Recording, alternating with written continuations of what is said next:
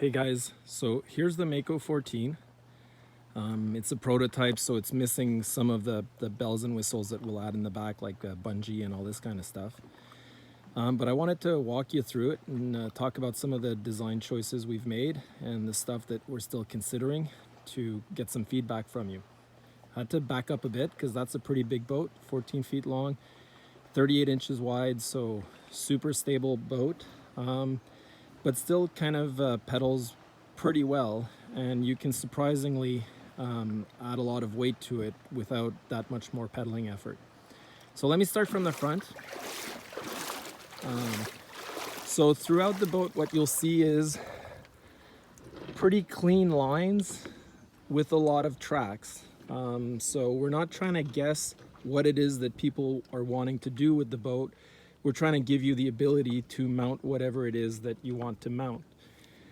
One of the things that I've discovered kind of testing this boat is you can easily sit people in the front and in the back. So we're considering adding some accessories there that would allow kind of a child or perhaps your girlfriend to be able to sit in different areas comfortably while you go out or fish or whatever it is that you want to do. So nothing, incredibly special in the front.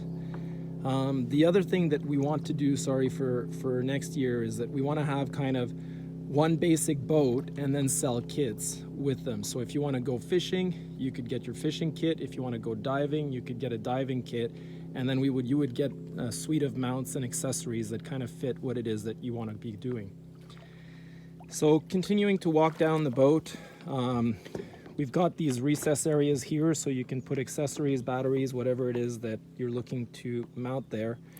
And one of the questions that I have is how to design the top of these, whether people prefer them flat so you can cut things, or if you want them slightly recessed, which would allow you to kind of put things and not have them slide off so much. But it is not as good for water. If you recess it, you can get some water and things like that in this area. So I'd be curious to hear what people prefer here.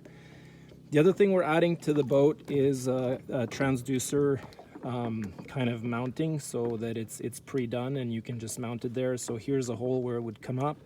We would have the recesses for the cabling so you can get it cleanly to wherever you want to get it.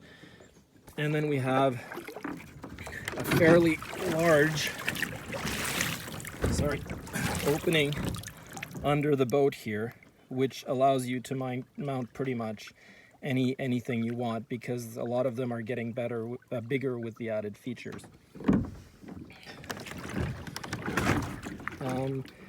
Drive is kind of the same, kind of pops out recesses, does everything similar to before. We do have a few enhancements on the drive, but we'll have that in maybe another video. So again, with the tracks, we've got them now. All of them now are kind of going lengthwise on the boat. The concept being that if I wanted something vertical, horizontal, you can just kind of mount the horizontal bars using these two. But we could also recess one.